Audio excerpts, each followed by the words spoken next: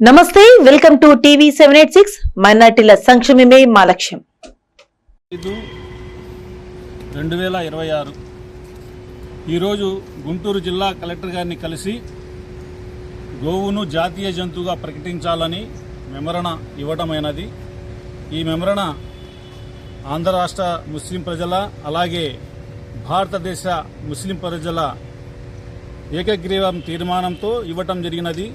గోవును జాతీయ జంతువుగా గుర్తించాలని ప్రకటించాలని కోరుచున్నాము. ఈ వ్యవహారంలో కేంద్ర ప్రభుత్వానికి ఆంధ్ర రాష్ట్ర ప్రభుత్వానికి పూర్తి మద్దతు ఇస్తాము. కులాల మధ్య మతాల మధ్య విభేదాలు పెరగకుండా గోవును హిందూ సమాజంలో పవిత్రమైనది భావించబడుతున్నది.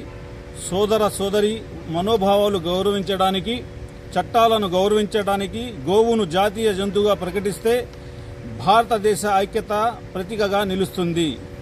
బీఫ్ ఆవు మాంసం ఇతర దేశాలకు ఎగుమతి చేసే భారతదేశంలో అన్ని కంపెనీలను నిషేధించి మూయించి వేయాలని ఆంధ్రప్రదేశ్ రాష్ట్ర కూటమి ప్రభుత్వం కేంద్ర రాష్ట్ర ప్రభుత్వంతో అనుసంధానం అయి ఉన్నందువలన గోవును జాతీయ జంతువుగా ప్రకటించమని ఆంధ్రప్రదేశ్ రాష్ట్ర అసెంబ్లీలో తీర్మానం చేసి కేంద్ర ప్రభుత్వానికి పార్లమెంట్లో గోవును జాతీయ జంతువుగా ప్రకటించి తీర్మానం చేయాలని ఆంధ్రప్రదేశ్ ముఖ్యమంత్రి శ్రీ నారా చంద్రబాబు నాయుడు గారికి అలాగే ఉప ముఖ్యమంత్రి పవన్ కళ్యాణ్ గారికి కూటమి ప్రభుత్వాన్ని కోరుతున్నాము.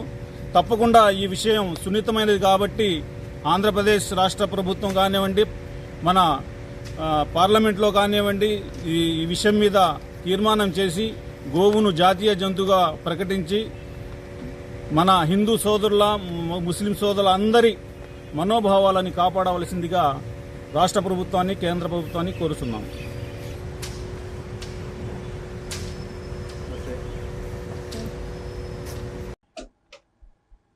ఇవి ఇప్పుడు అప్డేట్స్. మరిన్ని అప్డేట్స్ కోసం స్టే ట్యూన్డ్ విత్ టీవీ 786.